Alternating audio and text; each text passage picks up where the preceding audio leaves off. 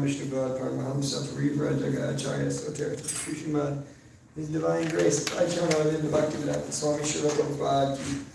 His co-founder Acharya Srila Prabhupada Ki. Swayam Vishnupad Paramahamsa Parivrajaga Acharya Soter Srimad. His Divine Grace Srila Bhaktivedanta Saraswati Goswami Maharaj Prabhupada Ki Jai. Ananda Koti Vaishnava Vrinda Ki Jai. Namacharya Srila Haridas Thakur Ki Jai. Got my notebook there. Prem se kaho Shri Krishna Chaitanya Prabhu Nityananda Shri Advaita Gadadhar Srivasadi Gaur Bhakta Vrinda Ki. Shri Shri Radha Krishna Gopa Gopinath Shama Kun Radha Kun Giri Govardhan Ki. Shri Vrindavan Dham Ki. Shri Maya Purnavadip Dham Ki. Shri Chaitra Jagannath Puri Dham Ki. Ganga Mai Ki. Jamuna Mai Ki. Bhakti Devita Samarani Ki. Harinam Sankirtan Yagi Ki. Hare Krishna Mahamantra Ki. Kirtanesvara Bhagavatam Ki. Shri Shri Radha Madhava Ki. Shri Shri Gauritai Ki. Shri Sri Ram Lakshman Hanuman Ki. Shri Singadev Prahlad Maharaj Ki. Giriraj Govardhan Maharaj Ki, Thakur Premanande. All glories to simple devotees. All glories to simple devotees. All glories to simple devotees. All glories to Sri Sri Guru Sri Gauranga. All glories to Srila Prabhupada Ki. Om Ajnanatamurandasya Gyananjana Shalakaya Chakshor Militam Yena Tasmai Sri Gurue Namaha. Shri Chaitanya Manobhistam Stapitam Yena Bhutale Swayam Rupa Kadamayam Dadati Swapadantikam Vandeyam Shri Guru Shri Yuta Parakamalam Shri Gurun Vaishnavamscha Shri Rupam Shagadatam Sagana Raghunathan Vitam Tam Sajivam Sadvaitam Savadutam Parijana Sahitam Krishna Chaitanya Devam Shri Radha Krishna Padan Sahagana Lalita Shri Vishakan Vitamscha Hey Krishna Karuna Sindhu Dinabandhu Jagapate Gopesha Gopaka Kanta Radha Kanta Namostate Tapta Kanchana Gaurangi Radhe Vrindavani Ishvari Visubhanu Suti Devi Pranamami Hari Priye Vancha Kalpatar Bhishta Kripa Sindhu Bhyevacha Patitanam Pavanebhyo Vaishnavebhyo Namo Namaha Jaya Shri Krishna Chaitanya Prabhu Nityananda Shri Advaita Gadadhar Srivasadi Gaura Bhakta Vrinda Hare Krishna, Krishna Krishna, Hare Hare, Hare Rama,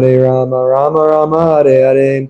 Mare Kabando Mad Sangin, Mad Guru Mad Madana, Mad Nistaraka Mad Bhagya, Mad Ananda Namostate. Asadu Sadu Tadayanati Nicho Tatakara Hanamuncha Karachin Mam Premna Ritkatayos Puraha. Om Namo Bhagavate Vasudevaya. Om Namo Bhagavate Vasudevaya. Om Namo Bhagavate Vasudevaya.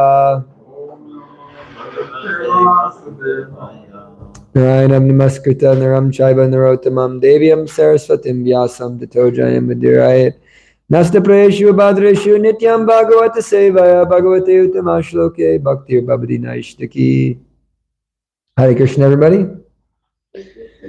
Lavanga Mataji was unable to speak once again today, unfortunately. So we'll be hearing from Srimad Bhagavatam, Canto 5,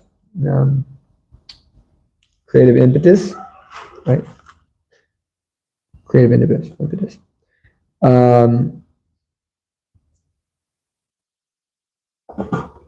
Chapter 1, text number 23. And this text is in prose, so we're going to I'll read it and then we'll just go word for word.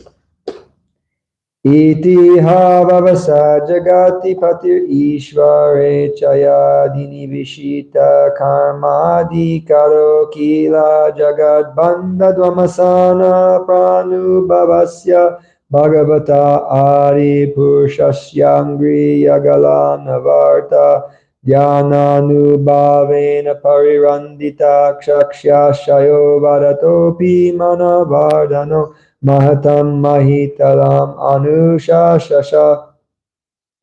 Word for word. Iti. Thus. Ha. Baba.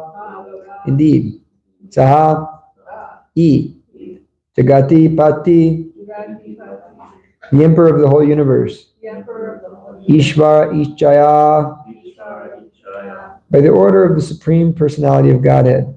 By the order of the Supreme Personality of Godhead. Adhiniveshita, completely engaged. Karma adhikara, in material affairs. Akila Jagat, the entire universe. Bandha, bondage. Dvamsana, destroying. Para, transcendental. Anubhavasya, whose influence. Bhagavataha, of the Supreme Personality of Godhead. Adi Purushasya, the original person. Angri, on the lotus feet. Yugala, two. Anavarta, constant. Dhyana Anubhavena, by meditation. Parirandita, destroyed. Kashaya, all dirty things. Ashaya, in his heart. Abadataha, completely pure. Api, although. Manavardanaha, just to give honor. Mahatam, to superiors. Mahitalam, material world. Anushashasa, world. Translation, purport, by His Divine Grace, Srila Prabhupada.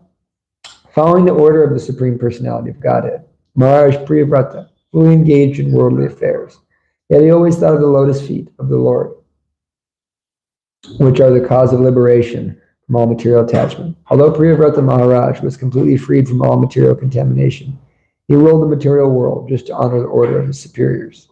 Please repeat. Following the order of the Supreme Personality of Godhead, Maharaj Priyavrata fully engaged in worldly affairs. Yet he always thought of the lotus feet of the Lord, which are the cause of liberation from all material attachment. Although Priyavrata Maharaj was completely freed from all material contamination,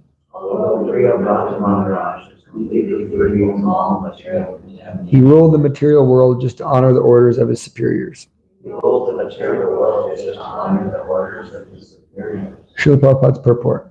The words Mana Vardano Mahatam, just to show honor to superiors, are very significant. Although Maharaj Priyavrata was already a liberated person, he had no attraction for material things. He engaged himself fully in governmental affairs just to show respect to Lord Brahma. Arjuna had also acted in the same way. Arjuna had no desire to participate in the political affairs or the fighting at Kurukshetra.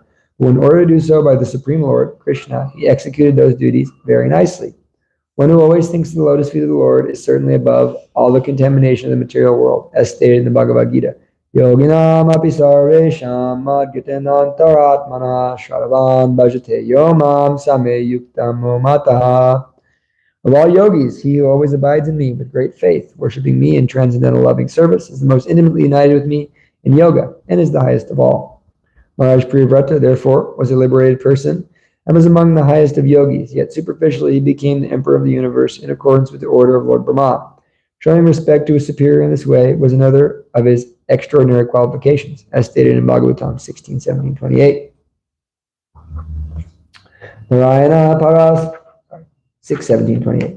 Narayana Parasarve na kutaschana bibhyati swarga pavarga narkeshvapi tu yartadarshina.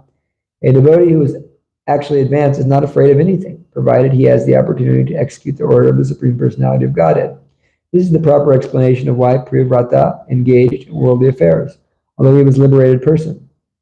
Also, only because of this principle does a Mahabhagavat, who has nothing to do with the material world, come down to the second platform of devotional service to preach the glories of the Lord all over the world. Namo Vishnupadaya Krishna Prashtaya Bhutale Srimate Bhaktivedanta Swami Namane Namaste Saraswati Devi Gauravani Pracharini Nirvishesha Shanyavadi Paschatadishtari Namaste Jivanandaya Dasaya Vanachanine Prabhupada Balabhaya Snignaslavanurine Agyana Dvanta Gamanam Paschatapatitatmanam Gyana Guruteya Chitarine Chakshashinamaha.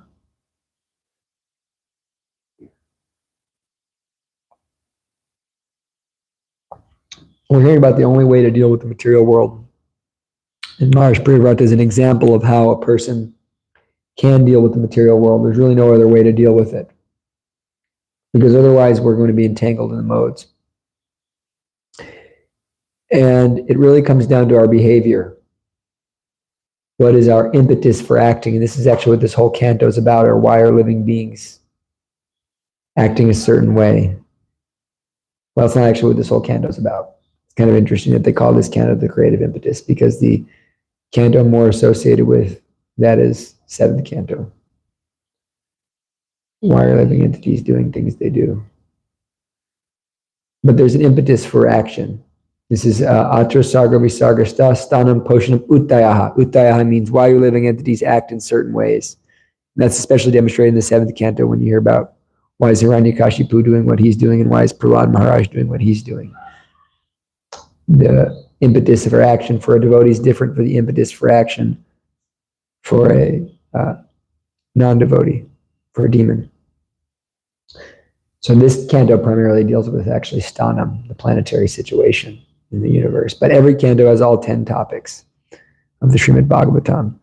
So what we're hearing of is, why is Maharaj Priyavrata acting? He's acting in the material world, yet he's transcendental, which is pretty much the way we have to become in Kali Yuga, because we're not qualified to go into the forest. We would probably die within a day in the forest, in the jungle, in the desert. You might survive in the desert. We've been in the desert my whole life. I might survive a few days in the desert. I know things about the desert, but still wouldn't be pleasant. And there's so many snakes and scorpions, dangerous creatures and cactus. So it's not really practical for the living entity in this day and age to go find forest and live in the forest. And is there even a forest to go to? And Bhajanarayan Swami, he tells the story how he's like, I was 18 years old and I decided I was going to go into the forest to meditate. So I was he went to Colorado, and he said, I drove for miles and miles and miles, and I found a road that was for lumber, and I drove down that road for miles and miles, and I got out and walked for miles and miles, and I found this place, sat down to meditate, and I kid you not, he said, true story, a plane flew over my head with a giant sign behind it that said, drink Coca-Cola. Bhajanarayan Swami, he tells stories very well. But in any case, you can't really go anywhere in the United States where you don't see planes. In India, you'll actually find you won't see planes ever. Or in Mayapur, at least. And you do in India, but in Mayapur, you don't ever see planes fly above you. Quite nice. Here, we're always hearing, we have these military jets that go over every few minutes. It seems like we see some military vehicles flying above our heads just to make sure we know that we better not get out of line. So the only way to deal with the material world is to be a bhakti yogi. It's described, yagyartat karmayon yatra lokiyam karmabandha taratam karmakuntaya mukta sangha samachara. That work done has to be done as a sacrifice for Vishnu. Work has to be done as a sacrifice for Vishnu, otherwise it causes bondage into this material world. So one of the understandings that we can gain from this is that we can't perform reactive activities for Vishnu. So when something comes to us, when a certain circumstance comes to us that angers us or that makes us very upset, and we think we're going to act, we're going to get revenge, we're going to right this wrong. If we act in that way, then we really can't offer that to Vishnu. If it's our duty to right that wrong, the proper authority, then yes, we can do so. Like, correcting your children, correcting devotees as the temple president, so forth. But if we're just acting in response and defense, how can we offer that to Vishnu? And it's described that there are 4 propensities: eating, sleeping, mating, and defending. But the one that is the most difficult to overcome is defending. Most people would say mating, but actually it's defending. Actually, most people would say mating, but eating, I think, would be harder to overcome than mating. But anyhow, people generally say mating when you ask them. That's their consciousness, and say, what's harder to give up? Mating. But this propensity to defend is the most severe, because we tend to even defend our egos. If someone criticizes us, well, I'm going to defend. And so what are we defending? We're defending our false ego. And we're defending our situation, which is Krishna's. It's Krishna's house. It's Krishna's car. It's Krishna's everything. And so we want to defend these things. It's Krishna's country. It's Krishna's land. Let me defend it because I own it. And so in this way, this defensive propensity is going on the basis of I, me, mine.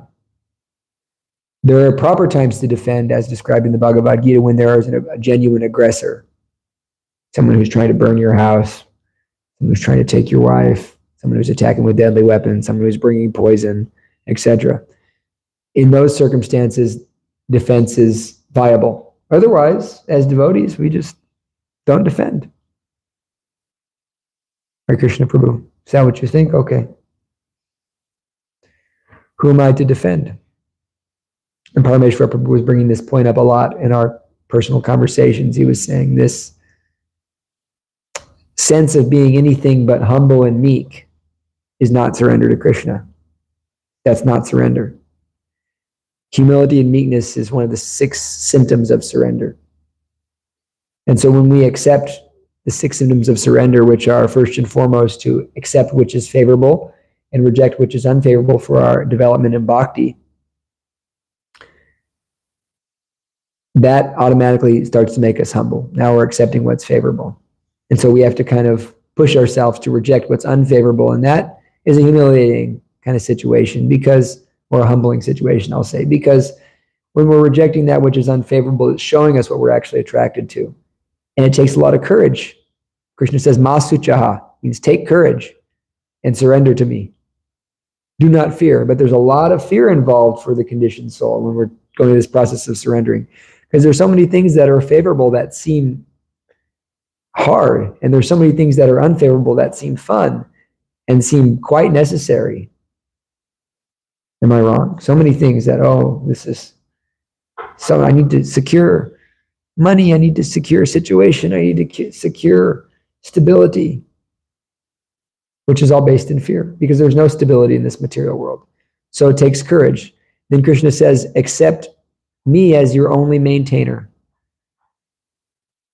Part of that surrender is accepting that Krishna is going to maintain me. I have faith in that. Krishna will maintain me. And Krishna will protect me. Who can be a better example of this than Srila Prabhupada, who came across the ocean and was completely dependent on Krishna, that Krishna is going to maintain me, Krishna is going to protect me, Krishna is going to give me all success to fulfill the order of my spiritual master. And another symptom of surrender, which is my favorite one, is always expect Krishna's mercy. Sometimes when we hear devotees say, I'm not going to go back to Godhead, I'm too fallen, we understand actually that that's a symptom of lack of surrender. Because if we actually surrender to Krishna, if we actually have that surrendering mood to Krishna, we always expect Krishna is going to give us his mercy. Hope against hope that Krishna will give us his mercy, which we see in the mood of the Goswamis and Narottam Das and Bhaktivinoda Thakur, Lord Chaitanya. They're all praying, I have no taste for the holy name, but please be merciful to me. One drop of your mercy, O Gopinath, will save me. So in this way, living entities always expressing his desire for the Lord's mercy and expecting the Lord to give him his mercy. And so therefore, the mood of Sri Chaitanya Mahaprabhu, and I think this is the mood of the genuine Hare Krishna movement. And when Prabhupada came, chant Hare Krishna, be happy, and go back to Godhead. If you serve Lord Chaitanya Mahaprabhu, then he'll take you back to Godhead. He's that wonderful. He's that magnanimous. Lord Chaitanya is Namo Mahavandanyaya Krishna Prem Pradayate Krishna Krishna Chaitanya Nande Gortu Ashe Namaha. Lord Chaitanya is so merciful, yet, Prabhu, your guru is not a pure devotee. You can't go back to Godhead, or, Prabhu, you did this or that. You can't go back to Godhead. Only someone on the level of Srila Prabhupada can go back to Godhead, which is, we can see like that in one sense, but the other sense is we should see that Lord Chaitanya is going to give us his mercy, and Prabhupada is going to give us his mercy. And then that mercy is going to carry us back to Godhead. That's surrender. See how much peace you feel when you think Lord Chaitanya is all merciful, and I have faith in his mercy. And then lastly, one should always be meek and humble.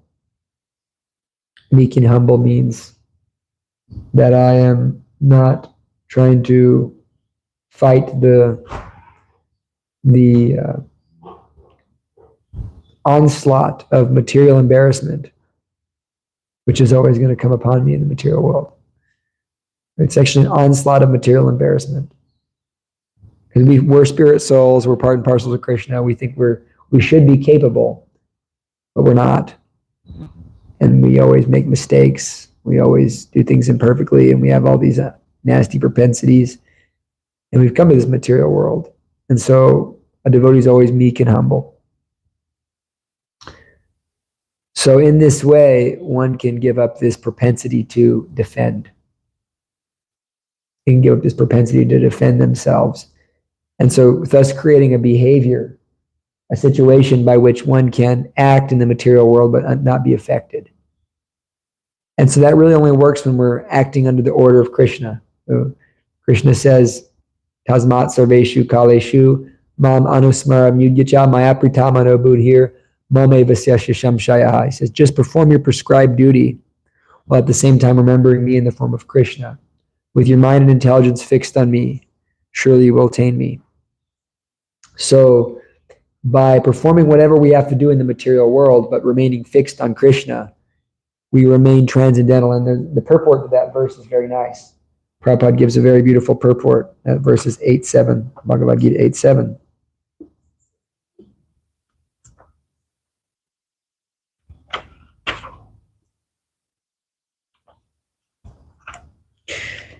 This instruction to Arjuna is very important for all men engaged in material activities. The Lord does not say that one should give up his prescribed duties or engagements. One can continue them and at the same time think of Krishna by chanting Hare Krishna. This will free one from material contamination and engage the mind and intelligence in Krishna. By chanting Krishna's names, one will be transferred to the supreme planet, Krishna Loka, without a doubt. So we don't have to give up our material engagements. Why? Because those engagements have come about by their own situation, by our own guna and by our own karma. We've come to a certain position. And it's kind of interesting when we find ourselves in a certain circumstance, because we have a plan. I don't know if this is true for everybody, but at least for me, generally people have a plan and then the plan never actually manifests. So many things happen and you end up doing something completely different. I had this plan. I went to college to go be an engineer, and now I'm a brahmachari. 10 years later, what happened? A lot of things happened. But it was all Krishna. When I look back, I see that it was all Krishna arranging this. So based on guna and karma, I find myself in this position as a brahmachari. So there's no need to give anything up. We just continue on, and Krishna will make all the arrangements. And that's surrender also.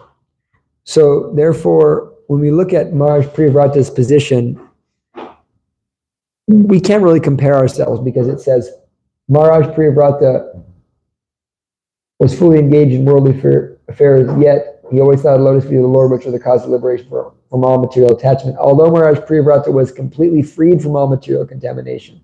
So, are we completely freed from all material contamination? I'm certainly not. So therefore, we can't really compare ourselves to Maharaj Priyavrata in terms of dealing with worldly affairs, because there is some material contamination there. So we should look at, how did Maharaj Priyavrata become freed from material contamination? What was the process by which he became freed from material contamination?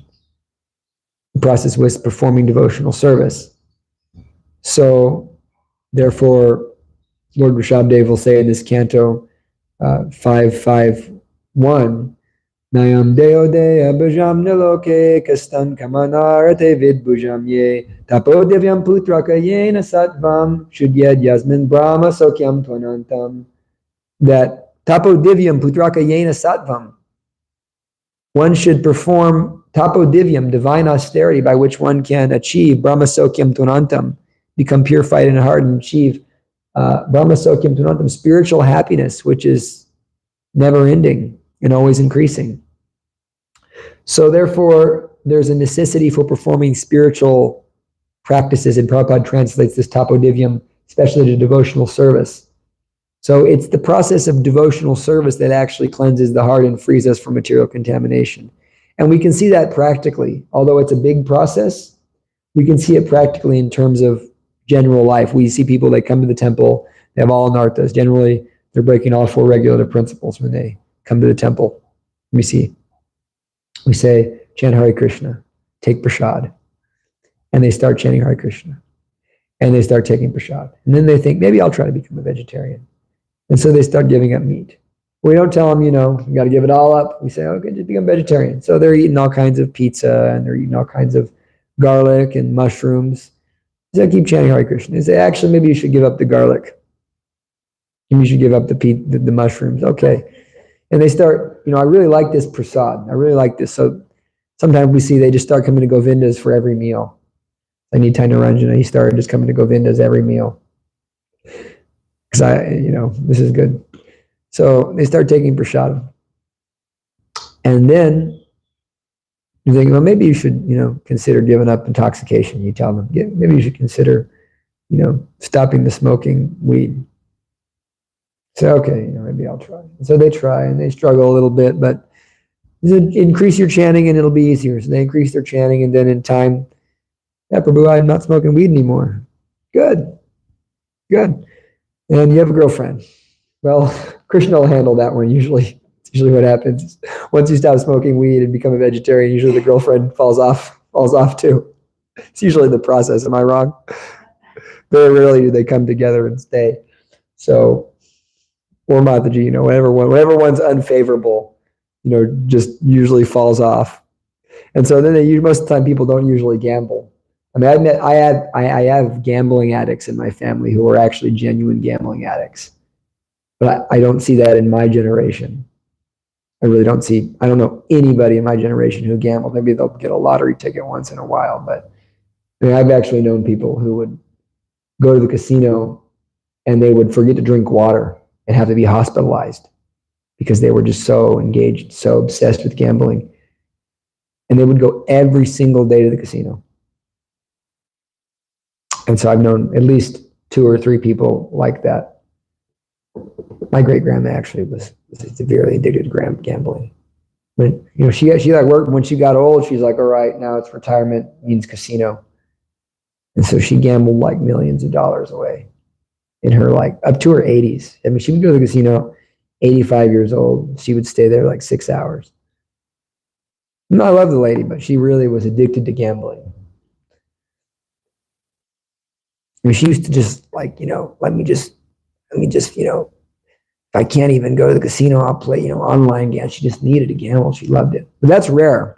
So usually that's what happens. Then all of a sudden, Prabhu, okay, I think I want to get initiated. And so then they take initiation. So the process of purifying is the devotional service. But then after we get initiated, we get our name, we're chanting 16 rounds, we think, yes, but then we realize, wait a minute, I'm not pure. I'm not a pure devotee. I still have material desires. Now I'm just not acting on the gross level. I have all these wants, I have all these things, and all of a sudden it's not so easy actually to be a devotee. We get our free sample in the beginning. Sometimes, I remember when I was chanting Hare Krishna, when I first started chanting 16 rounds, I was thinking, I was getting all these experiences, like regular, every day was like a mystical experience for me. And then now, not so much. So in the beginning, we get a free sample. Riyanand Maharaj says the free sample program. And so we think, oh my God, we start to look into our hearts and it feels like this is so difficult. It's so much to do. There's so much work to be done in my own heart. But we should understand that the devotional service itself will continue to purify us if we don't give it up.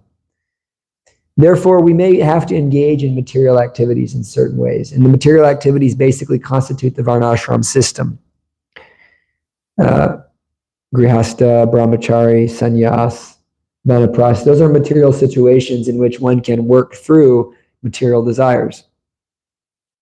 And then one has a certain propensity, if they're grihastha, for a varna. Now I'm going to act in a certain varna. I'm going to, Kshatriya or Brahmana or Vaishya Sudra. And in this way work with the right consciousness. And in this way I'm engaging in what would technically be called karma mishra bhakti, which is bhakti yoga. We're chanting, we're eating prasad, we're going to kirtans, we're associating with devotees, reading Bhagavatam, all pure devotional service. but we're mixing some karma into it. Means I really, really need to have association of the opposite sex. Let me offer those fruits of that to Krishna. And in this way become purified. We see that actually, and it's been my experience that people who have been grihasta and have gone through the grihasta ashram, they're the most detached from like attraction to the opposite sex. Even if they're still with their opposite sex or with each other, the material side of things is just not present. And so it's quite encouraging. But if you don't follow the process, if you think, oh, I have a wife and I have another wife and another wife, then you never get over it. So in this way, one makes some advancement through the process of purifying. And so with that understanding, akama sarvakamo va mokshakamo dharadi tivrena bhakti yogena yajita purushaparam. That whether you're full of material desire, whether you have no material desire, whether you desire liberation, a broad-minded person of sufficient intelligence wholeheartedly worships the supreme whole, the absolute truth, the supreme personality of Godhead. So whatever our position is, we have to engage in this service of the Lord, meaning this hearing and chanting process. So Maharaj Priyavrata, he was already purified completely when he entered into the situation in the material world. He had no desire or attachment to it. What was his attachment? He was attached to Krishna. He was attached to Krishna and he was attached to Guru. And when Krishna's most exalted representative, Lord Brahma, orders him, please now engage in this worldly service, because of that attachment to serve the devotees, he engaged in it. Now, for a conditioned soul, it may be, I'm attached to this work. I'm attached to the life of a grihasta, or I'm attached to the life of even a brahmachari. I'm attached to the life of this or that. I'm attached to this service. Okay, so we're attached to the service. We're attached to the karma, but we're offering the fruits to Krishna. So that's the karma mishra bhakti, if we're still chanting Hare Krishna. But it'll come to the purification level. It'll come to the purified state in time.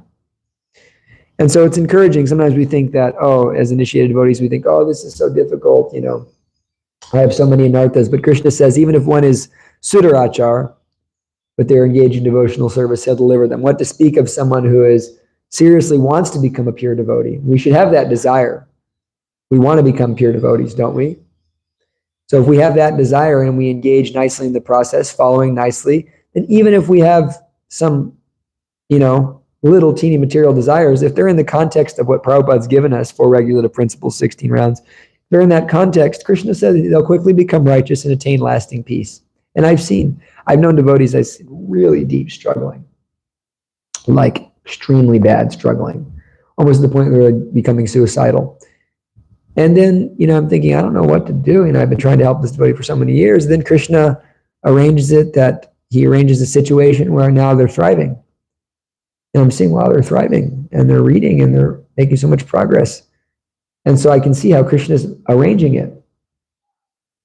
So in whatever case, if we engage in devotional service, we'll become purified. And the greatest example is Dhruva. Dhruva Maharaj had a big material desire. Yet he said, okay, I'm going to listen to my guru. Om Namo Bhagavate Vasudevaya. Listening to the guru, following the guru's instructions, even with the wrong motive, brought the purification. And then we see that Dhruva Maharaj said, okay, I don't want anything. I'm ready to just, I just want you. And he said, no, but now you have to rule this kingdom. How long did Dhruva Maharaj rule? 36,000 years. Dhruva Maharaj was king for 36,000 years. Yet he was a pure devotee. But in the middle, he had a little mistake and he slaughtered an entire race. And then still, he came back from it. So we've never slaughtered an entire race, at least in this lifetime. Not yet. But he came back because then Manu Maharaj and Kuvera came and said, hey, can you chill? You're going to wipe all the yakshas off. One yaksha killed your brother. Why are you killing them all? So Dhruva Maharaj said, okay. He said, you're already liberated, man. So then Dhruva Maharaj continued on. And so in this way, he stepped on death and went back to Godhead. So we should be hopeful. We should be encouraged in our devotional service that even if we have some impurities, we can maintain our sadhana, and in this way go back to Godhead. But one thing that we can't afford is aparads, Vaishnava aparad. And there's a tendency to think that, oh, well, this person, they're not a Vaishnava, even though they're chanting Hare Krishna, even though they've been initiated by a pure devotee, even though whatever, but because of their behavior, we think they're not a Vaishnava. Vishwanath Chakravarti Thakur explains that if you think in that way, you're actually taking those offenses that they've committed onto yourself. Because what's the injunction? That anybody who's chanting Hare Krishna, even if they're chanting Hare Krishna in an angry way, Hare Krishna, then they are to be given respect in the mind. So we can't afford aparads because aparads will slow our ability to perform that devotional service, which is the process which is purifying us. So Priyavrata Maharaj, he went through the process of brahmachari life and he became purified. He was practically liberated when he became a grihasta. So although brahmacharis generally don't become grihastas because they're liberated, still the phase of brahmachari life is important that we use it to purify our consciousness. And in that same way, we continue the same disciplines of chanting Hare Krishna and living with austerity so that we can continue to purify our consciousness, that at a certain point, all the material propensities are gone. And so we see Krishna describes, the example Krishna gives is Janak Maharaj, that he became liberated simply by performing prescribed duties. So he was a king, yet he was completely liberated. Who's Janak Maharaj? You know, that's Sita Devi's father, Janaka. And so one may be living in the material world, performing duties, and devotees may be doing so many things. They may be grihastas, they may be, you know, going to the stores and doing things, but they're a completely liberated person. Their consciousness is different. Why? Because they're doing it for Krishna. So it comes down to intense hearing and chanting. And then the greatest example of a worldly man who was fully liberated because of intense hearing and chanting is, anybody have a guess? Chaitanya Charitamrita. He's close, but he's not as elevated as this person I'm thinking of.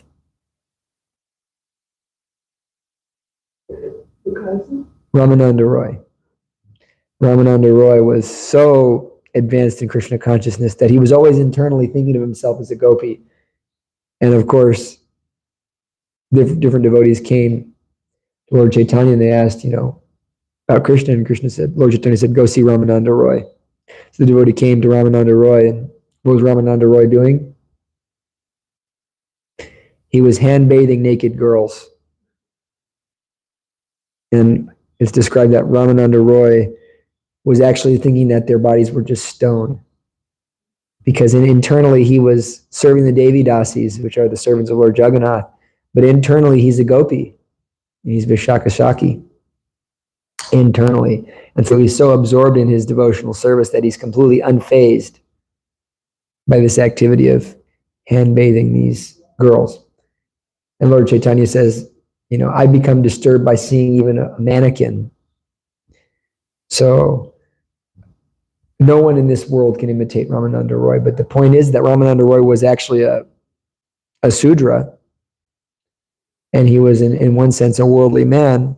He was a governor and governmental person, but he was engaged completely in the process of hearing and chanting. That was his main business. So that should be our main business. It's a point. I was hearing Mother Sandami have a conversation with our Jain friends, and they were saying, you know, this is actually our main business. You know what, they come and they do some sadhana every morning, and they have their business as, you know, selling saws and things for stone. So we also may have businesses. We may have different things we do in the day, but what is our main business? Our main business is right here, Bhagavatam. Our main business is chanting Hare Krishna. Now, if that's your main business, then you'll become purified in time. So I want to talk, I heard a nice little talk by Mahatma Prabhu, and I sent it to some devotees, and every devotee I sent it to sent me back and said, Prabhu, why are you sending this to me? You're calling me out. And I thought it was nice. You said it, not a bunch of devotees, but I sent it to like 3 devotees, and they were all like, Prabhu, I know, you know, you didn't have to send this. You was calling. I'm like, I thought it was nice. But he was talking about the cycle of Maya. And it was, you know, he's making this point that, like, anybody who in time realizes this, that it's not so easy to actually, be a devotee, to follow the 4 regulative principles to the letter, to chant 16 rounds every day. It's not so easy. We may do for some years, but it takes a lot of mercy. So the point Mahatma Prabhu made was, if you're going to follow 4 regulative principles, you have to chant Hare Krishna nicely. If you're really going to do this, you have to chant Hare Krishna nicely. But if you want to chant Hare Krishna nicely, you have to follow the 4 regulative principles. So the point is that we have to be engaged in both fully. You chant Hare Krishna nicely to follow 4 regulative principles, and you follow 4 regulative principles to chant Hare Krishna nicely. So you can't let it slip, because once you start slipping, then you end up in the vicious cycle, where now I'm not chanting nicely, so I'm having a hard time following. So now I'm becoming, less austere. I'm starting to think about breaking principles. I'm starting to think about, wherever you're at too, sense gratification is starting to creep in somehow or another. And then I'm starting to, even if it's not breaking principles, still I'm going to start listening to mundane music, watching mundane shows. And then all of a sudden, I don't really have so much desire to chant. I'm not really having any taste for chanting. And therefore, I might as well do something I have taste for, which is that which is mundane. And so one ends up in this vicious cycle. Therefore, one has to, with intelligence, chant Hare Krishna. Seriously. Develop taste. If you chant nicely, you will develop taste. This morning I had a horrible, I guess it's my condition to just kind of share everything with everybody, but I had this kind of thought this morning, I'm going to record my japa. And I was appalled. I was appalled by what I heard. It was horrible. And I was thinking I'm chanting good japa for so many weeks, years. I've been chanting, I get up, I chant one session. And I feel absorbed, but no, it was horrible. It was horrible. I don't even want to tell you how horrible it was. And I thought, well, no wonder I'm struggling with certain things. I said, okay, so I decided that I'm going to come back in the temple room and start chanting with the great sadhus, Dhiro and Sandamani, so I can get their radiation and increase my japa and therefore feel strong. So anyhow, we have to chant nicely. And we should never think we are safe when we're, we never think we're liberated or safe, because Maya can always creep in. And so if we're going to make offenses, if we're going to do anything, they're always going to lead to material desires. Even offensive mentalities lead to material desires. And that's always how it goes. It's always the same story for fall downs, big fall downs. It's always the same. Someone starts disrespecting devotees, starts speaking badly, and all of a sudden they lose taste for chanting. We've seen it at this temple, right? We've seen people come and then be really offensive. And then all of a sudden they ask, why don't I have taste for chanting? Because, you made offenses. So it's important that what we do is pleasing to Krishna. If something is pleasing to Krishna, we get the effect of devotional service. Sadhana bhakti, it's described in the Bhakti Rasamrita Sindhu that devotional service is of 3 stages. There's sadhana bhakti, there's bhava bhakti, and there's prema bhakti. And there's 6 symptoms of pure devotional service that appear, 2 in one stage, 2 in the other stage, and 2 in the last stage. But in the first stage, what are those 2 symptoms? One is kleshagni, material desires material miseries completely cease. So if we're not experiencing kleshagni, we're not even a sadhaka. Unfortunate, correct? We don't even get to be a sadhaka. We've not even come to the level of performing sadhana. So, because actually, if we're really, really performing genuine sadhana, that is anyabhilashita shunyam gyanam karmanyanabritam anukulyena krishna nashidanam bhakti urtama, that sadhana which is pleasing to Krishna, free from material desires, free from speculation and fruitive activity, and done in a favorable mood, if we're actually doing devotional service on that level, kleshagni. What's the other one? Shubhada, means you become all auspicious. So even a sadhaka is all auspicious and free from material miseries. So therefore, we can't even say sometimes we're practicing sadhana bhakti. We're trying to get to the level of sadhana bhakti. But how we come to that level of sadhana bhakti, we become serious. We stop making aparads, we start chanting nicely, we read, we do all these things, and then things come. And so, I felt this morning Krishna was giving me an intelligence that for some reason I'm going to record my japa. And I prayed for association. I was praying for, when I have association, always let me take advantage of it. I prayed like this. And then Krishna gave me some intelligence to just record my japa for no reason. I just decided to.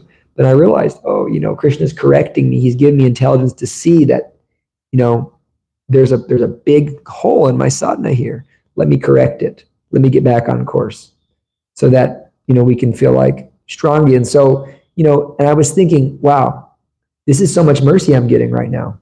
Because actually material desires are so much mercy. Whenever we have material desires or whenever we're feeling not Shubhada and Kleshagni, whenever we're not feeling those things, we can at least understand that something's off. There's a hole in my boat here. I need to figure it out, fix it, correct it. And, when we look at our chanting, when we look at our reading, we look at those basic practices and we see, is this where I want to be, or am I becoming content? Am I not going higher, deeper, longer, or whatever? Am I becoming content? If we start thinking like that, then we can correct it. And then all of a sudden we'll feel that, those subtle desires are gone. And I'm back on track. And so in this way, we will go. So if we're not like Priyavrata Maharaj, where he was already liberated before he came to this station of acting in the material world,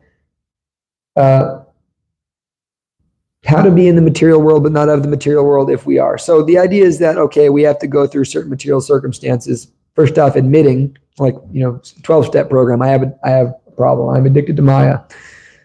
And I need to do something in this material world. Based on my guna and my karma, I have to act in a certain way. So by admitting that, now we're willing to accept the austerities that go along with that. And on top of that, we add bhakti. So add Krishna. That's what we tell people. Just add Krishna. What does that mean? Don't give up your marriage. Don't give up your job. Don't give up, chant Hare Krishna, follow four regular principles. And in this way, you'll purify yourself and you'll purify your job and you'll offer the fruits to Krishna and they'll all become purified. And then when we do accept a material situation, which unless we're Paramahamsas, we're all doing, we have to accept the discipline of duty. Like if someone is going to become a brahmachari, they have certain duties they should do. If someone's going to get married, married life is hard. So if you just run away every time it gets hard, then you're not going to get purified. That's not purifying you. That's renunciation, the mode of passion, which never leads to Krishna.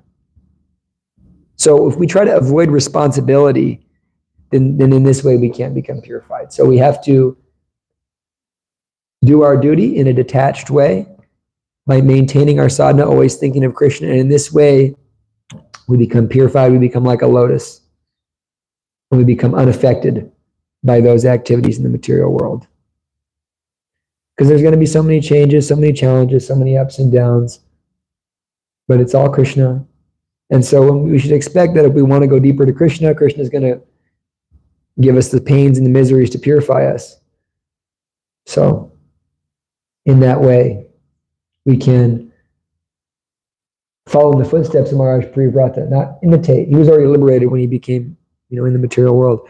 We may not be liberated, but we can at least understand how did he become liberated by practicing pure devotional service. So wherever we're at, we can practice pure devotional service and become liberated. So, Hare Krishna. Any questions or comments?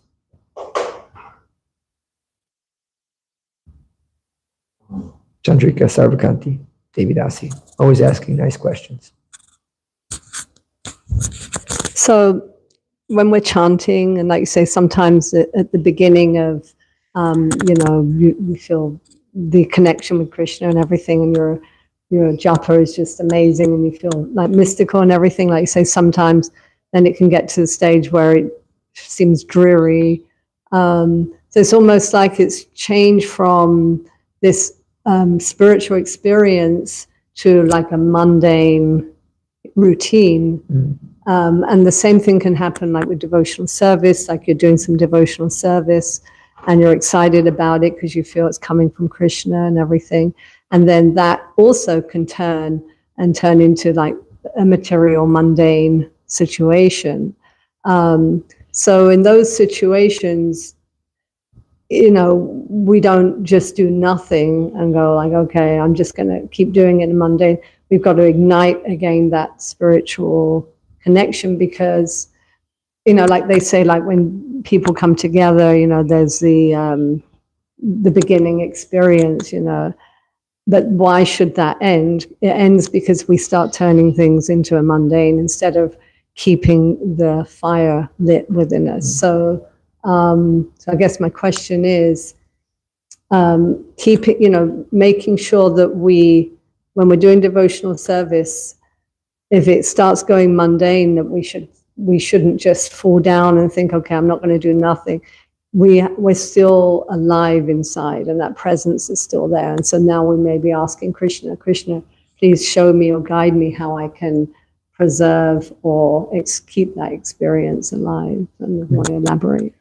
Well, a lot of it comes down to duty, you know, like we have to, because there's stages of devotional service, you know, there's, what is it? Shraddha, Sadhu Sangha, Bhajana Kriya, Narda Nivriti. When you hit Narda Nivriti, you know, whenever you really hit the Narda Nivriti, which takes place after initiation of the bona fide spiritual master, I mean, it's like sludge, you know, like all of a sudden, you know, it ain't so easy. It's not the same experience that we had in the beginning. And it could take 20 years of being diligent with our sadhana, and Krishna does take himself away, and that's not uncommon. Krishna does that even to the gopis. You know, we can follow in their footsteps. You know, I'm with Krishna and I'm dancing with Krishna, and Krishna's walking with me, putting his arm around me, and you know, Krishna's kissing me, and Krishna's playing with my hair and putting flowers in my hair, and all of a sudden I'm getting prideful. Krishna's gone. What did the gopis do? How did they react? They sat down and they did kirtan. They continued chanting in remembrance, in the desire to have Krishna. And also, Krishna does that with Narada Muni. We call it the beginner sample. Krishna, you know, our Narada Muni, he hears, he gets some shraddha, hearing from the sages, rendering some service, getting some instruction. And then mom goes out and milks the cow and gets bit by a snake. Mom's gone, so Narada Muni says, okay, I'm just going to go out into the forest. He started wandering through mines and through villages and through different countries. And Narada Muni sat down under a tree and he started meditating on the Lord in his heart as he was instructed. And then all of a sudden he saw Krishna in his heart, and Krishna spoke to him. And Krishna said, I'm never going to speak to you again in this lifetime, and you're never going to see me again in this lifetime. And so what did Narada Muni do? He had a taste. He was thinking always, I want to see Krishna again. I want to see Krishna again. I want to see Krishna again. I want to see Krishna again. And so we have to keep the desire alive to see Krishna, which takes intelligence. And this is why we need the Sangha. We're not Narada Muni, FYI. We need the Sangha. The Sangha is what gives you the knowledge, the inspiration to think, okay, like the intelligent thing to do is to serve Krishna here. Like, I have no taste right now, but intelligence is telling me that this sense gratification will not bring me happiness. Intelligence is saying, chant Hare Krishna. That'll bring happiness. And so in that way, we keep alive. And another thing is, Rupa Goswami says, Utsahan nishtayan daryat tat karma pavartanat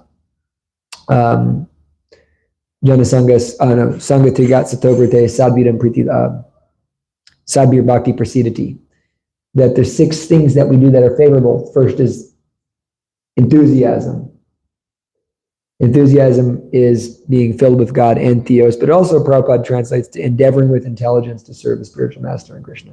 But we endeavor with intelligence. Once again, it comes to that intelligence, enthusiastically. Because we have knowledge, and therefore we understand this is the right thing to do, and that if I do this, I'm going to go back to Godhead. I can enthusiastically do it. Enthusiasm, patience. Patience is necessary. You have to be patient. If we don't have patience, then we can't chant Hare Krishna. It takes a lot of patience, because I mean, I've been chanting Hare Krishna for almost 10 years. I've been involved with chanting. And it just seems like just now I'm starting to really like chanting, you know, where I feel like, you know, I want to chant more than 16 rounds. And I'm not saying I have any taste. I'm just saying that, you know, patience is there. It takes patience. Prabhupada said, probably humbly, it took me 25 years to complete my chanting, to master my chanting. So, but Prabhupada was chanting seriously. Prabhupada's Prabhupada. So what about us? So patience and confidence, endeavoring with confidence, meaning that I have confidence in my guru, I have confidence in what I've learned, and I have confidence in the way I go about devotional service. Accepting what's favorable, rejecting what's unfavorable. Even if it's dry, even if what's favorable looks so wonderful and what's unfavorable looks so unnice, still let me do it. And reject the association of non-devotees, only accept the association of devotees. Follow in the footsteps of the pure devotees. If you do those 6 things, your success in devotional service is guaranteed. So even if we feel like we're not tasting the chanting, we're doing it out of duty and service to chant Hare Krishna, Krishna Krishna, Hare Hare, Hare Rama, Rama Rama, Hare Hare. We're hearing each syllable as a service to Krishna. And when we start thinking that, sometimes Krishna takes away our taste because we think, I want to have a spiritual experience. It's so nice. I'm having all this ecstasy. It's all about me. The real thing is Krishna, Krishna, Krishna, Krishna. And if I'm chanting for my pleasure, then that's not pure devotional service. But if I'm chanting for Krishna's pleasure, that's pure devotional service. And chanting for Krishna's pleasure means, what does Radharani say? She says, your unhappiness or your happiness is my, if my unhappiness means your happiness, then my unhappiness is my greatest happiness. That's what Radharani says. And therefore, Radharani says, even if you go out with another girl, if you go hang out with another girl, I feel happy that you're happy with her. That's my greatest happiness. It's like the story of the husband and the wife, and the husband wanted this really wonderful prostitute, high level, high dollar prostitute. So the wife went and started working really hard to earn money so that she can buy the prostitute for her husband. And then she's like, I got you the prostitute you wanted. And the husband was so moved that he didn't want the prostitute anymore. So we should think like that when we chant, that I'm not tasting this, but if you're tasting it, then I'm happy. Then in that way, we'll start tasting it. So, nice question. Important question. Thank you. Anything else quickly? No? Yes, Damodar Prabhu. Great point on that patience. That's very important. Thank you, Prabhu. And sometimes when you're doing your service, some of the stuff I do, you might have to go to Lowe's or Home Depot or Ace, and you're dealing with this people you don't want to be around, and it's kind of a hellish situation, but you just have to get through that and, maybe try to think about Artik the next day or Guru Puj or class, something that's above that to just get you through. And then also to offer the results. Because ultimately getting that service done is helping everybody else. Imagine that people don't know when Damodar's at the Ace Hardware with Joe, that actually this is a person that's trying to serve Tulsi Maharani, the purest devotee of Krishna in the spiritual world. He's actually doing service to a gopi, but it's just looking like I'm buying some soil and whatnot, but actually I'm serving a pure devotee in the spiritual world. It's quite amazing. But then you just gotta keep your head down and see it through. Right. But patience, I'm glad you mentioned patience. Yeah, it's important. You had something to say, Verdanga Prabhu? No? Okay. Well, you do. Okay. Prashadam. Ki jai. Grandar Srimad Bhagavatam ki jai.